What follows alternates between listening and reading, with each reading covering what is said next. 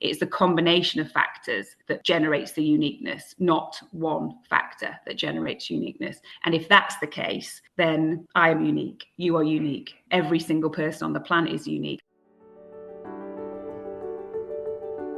G'day, I'm Debra Caldow. Welcome to the Red Giraffe Solutions Expanding Worlds podcast, where we aim to support you as you help your young person with additional needs plan for their future, a future where they're safe, secure, and live a rewarding and fulfilling life. From around the world, I share stories and I share solutions from people making this possible right now. I'm a parent of a young person with additional needs, so I understand the challenges. Many of the people I've interviewed on this podcast have already helped me design a better future for my daughter, and I hope that they might help you as well to imagine what's possible for your young person. This podcast is made possible by Red Giraffe Solutions, which is a project I'm proud to be part of, supporting families to build a better future for their children. We now have available at Red Giraffe Solutions an online course called Independent Cooking Made Easy. This is a new and unique approach we developed when we realised traditional cooking techniques and recipes were never going to enable our daughter to cook without some support or supervision. It's a safe, simple system that uses no more than 5 ingredients, has no weighing, cutting or chopping, and no lifting of heavy dishes.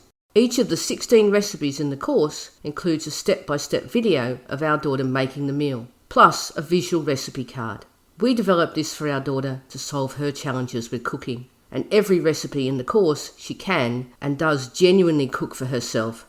You can find a link to the course in this episode's show notes.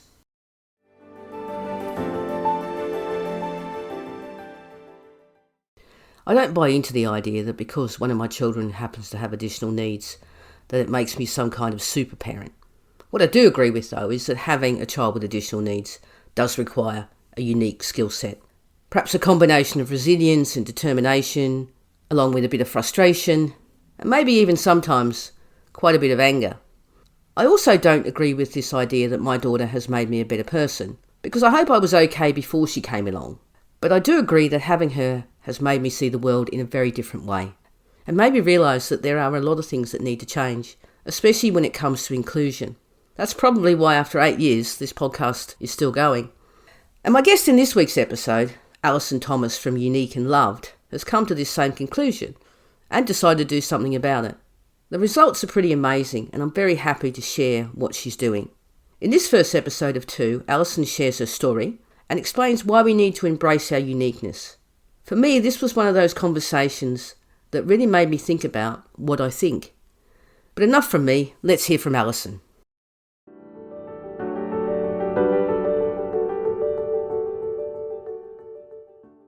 Thank you so much, Alison, for talking to me today. Can we start off by finding a little bit about you and then also what you do? Thank you ever so much for having me, Deborah. I'm really pleased to be here. In terms of my journey, I have a young child called Alistair, who is now 7, and he's got Down syndrome. And when he was born, my experience of having him as a child with additional needs was very different to having my eldest son. So in baby groups with my eldest son, I would be warmly welcomed, really, and people would want to know my child's name and want to know how much he weighed. I mean, is he sleeping? Is he eating? What's he doing? And basic baby stuff. I anticipated the same when I had my second child. But I would go to baby groups with my youngest child, and I would be faced with what I would describe as people were awkward. People didn't know how to respond to me. What it led to was me being excluded from the main part of the baby group. So essentially, I found the beginning parts of my maternity leave with my child with additional needs really quite lonely and isolating. And I felt really anxious that if this was my experience of the world, of having a child with additional needs, what was my child's experience of the world going to be? And that really upset me. And I remember a lot of time I'd just be leaving baby groups being upset and crying and thinking, what is the future going to be for my child? At the same time, and this might be similar for some of your listeners, but when I was given a diagnosis that my child was going to have Down syndrome, and I was explaining to people that this was going to be the situation, and I got a lot of head tilts and I got a lot of "I'm really sorry," and it felt like this was a really difficult and bad thing, and got questions about, do you wish he was going to be normal? Are you worried about him not being normal? normal. All of this packaged together, I just was really in a place of, I don't know what the future is going to be for my son. If this is all what's surrounding him and me and this experience, how is he going to navigate all of this? So I just became really, I guess, quite passionate about telling everybody or giving everybody a warning before they had this feeling, had this fear, that I really cared for my son and that he was loved for being exactly who he was. And I was really passionate about this message being shared with the world. And so essentially, I wanted to carry a sign around with me saying, he's a beautiful baby and I love him very much. And that's what I wanted to do. And so what I ended up doing was I made him and me a t-shirt with the words unique and love and me on the front, to say to the world as they approached us, oh, okay, I think his mum might be okay with the fact that he's got additional needs, rather than be worried, because I could genuinely see fear in people's faces. And I know that's why they weren't engaging, because they were genuinely afraid of what they perceived to be a difference. Alistair entering their lives and their space was like this big difference coming in, and they didn't know how to respond to this difference. So their reaction was fear, and their way to protect themselves was to not engage so that they didn't have to respond to that fear. And so I was about really encouraging people to understand that he wasn't this big difference, that he was a baby that was very unique and that was very loved. And if we saw him like that, then we don't need to be afraid of him. So I had these t-shirts made and I wanted the world to know about Alistair, but I also was really passionate about him being really clear who he was. He was unique and he is loved, and he needs to be really confident in that, because I didn't want him to get the negative messages that the world might be giving him. I wanted him to really feel it. So yeah, that's where it all really started. And then as I became really passionate about understanding that he was unique and I wanted everybody to know it, I really understood one day that far from me truly understanding uniqueness, I was really a hypocrite, because I wanted everybody to genuinely understand my son was a unique individual. But at the same time, I genuinely didn't see myself as unique. So I was at the same time still wishing that parts of me were better or different, or I wish I was more like this person, or I wish that part of me that I didn't do, and I was constantly beating myself up. And so Alistair, is this beautiful, unique baby who had created fear in lots of people, actually gave me this really powerful learning and understanding that not only is he a unique child with amazing qualities, so am I. And that learning that he gave me was just so incredibly powerful. It allowed me to let go of quite a lot of hang-ups that I've had for maybe 40 plus years. And it allowed me to feel, actually, I can just be me in the world. And that is a really powerful thing for me to be able to do that, and to be able to say that, and to be able to model for my children. Because it's very easy to tell your kids that you're amazing and you're great, but when you don't believe it yourself, they feed off that and they can see that. So it was a really amazing light bulb inspirational moment for me, that switch that enabled me to really feel like I can be honest with myself and vulnerable and just be the person that I am, rather than constantly want to be the person that I think I should be. So Alistair, in terms of what he has given us, and this obviously comes with lots of challenges, but he comes with lots of amazing opportunities and amazing learning. And he has brought so much to mine and my family's life that we would never have experienced had we not had him as being a part of our life. Can we just talk a little bit about the fear? Do you think it's because they don't come into contact? I'm just wondering whether that's something you think is also...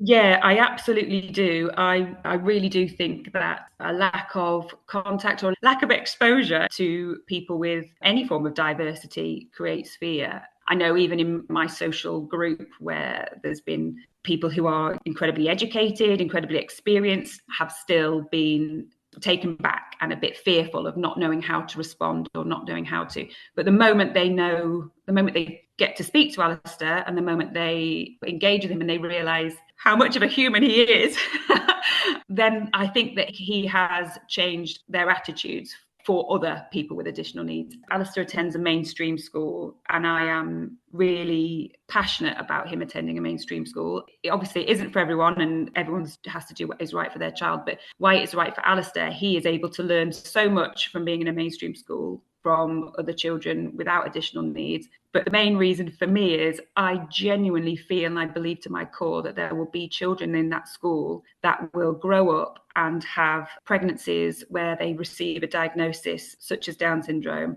And I truly believe that they will choose to keep their pregnancy, they'll continue their pregnancy because of their experience of Alistair. I genuinely believe that to my core, whether or not it becomes to reality, but I do believe that because I believe being involved with children with additional needs and having all of the kind of the myths debunked really, and just really truly understanding people with additional needs are people first and foremost, and they are as unique as they are, is incredibly powerful and something that is very grounding and leveling.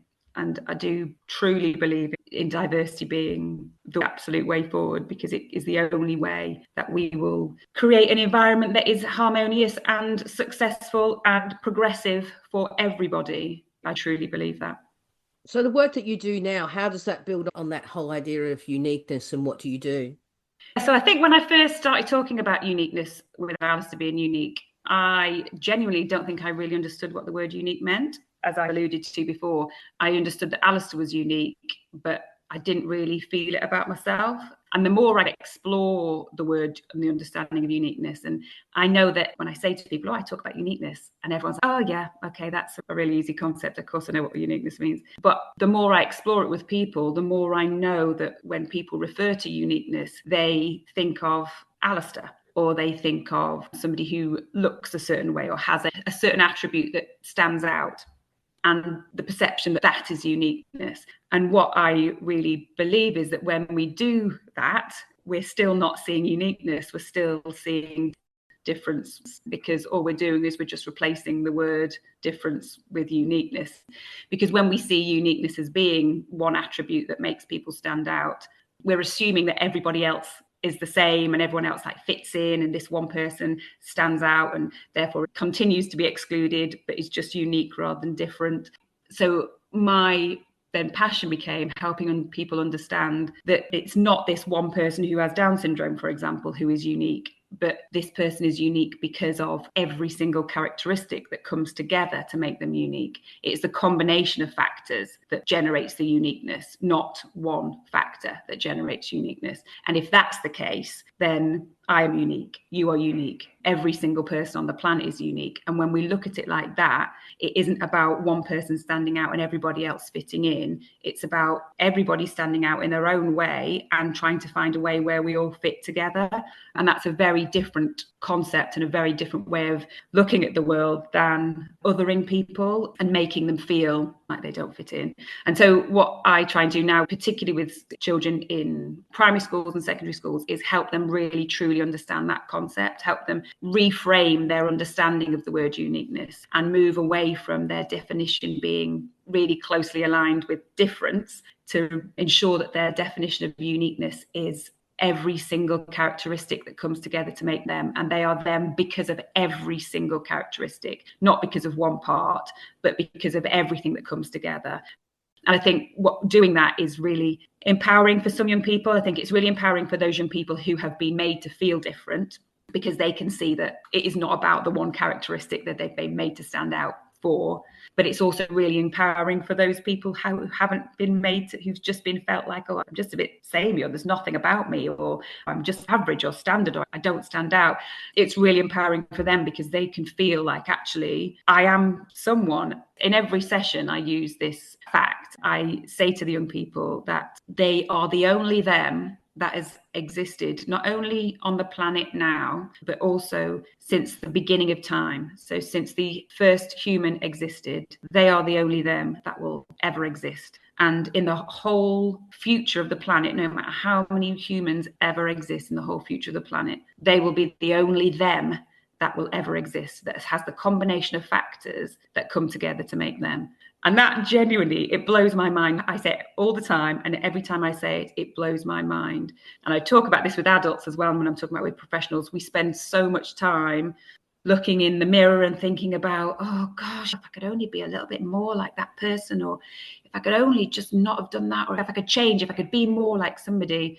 When rather than the amazingness of the world is not that we are anything like anybody else. That is not what's amazing. What is amazing is the fact that we are the only us that will ever exist. And so actually, I really champion that people think about that every day.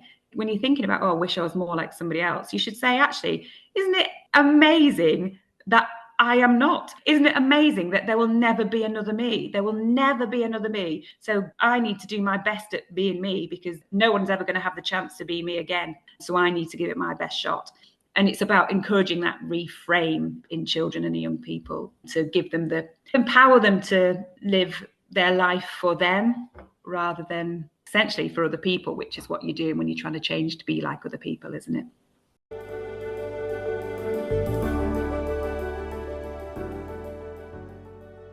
It's difficult not to be enthused by Alison's mission. And like many great ideas, it's simple when you think about it.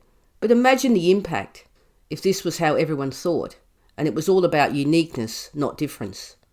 In next week's episode, Alison and I dig a bit deeper into why we should embrace uniqueness over difference and fitting in.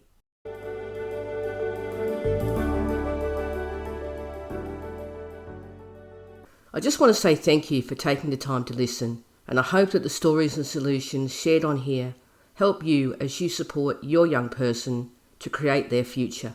If you know anyone who would find the ideas useful, please share the podcast with them. To support the podcast, please consider finding out more about the Independent Cooking Made Easy online course. It's a safe, simple system that works. There are links to the course in the show notes. You can find me on Instagram and Facebook. You can also connect with me on LinkedIn at Debra Caldow. I'd love to have a conversation with you on any of the topics we all care about. Bye for now.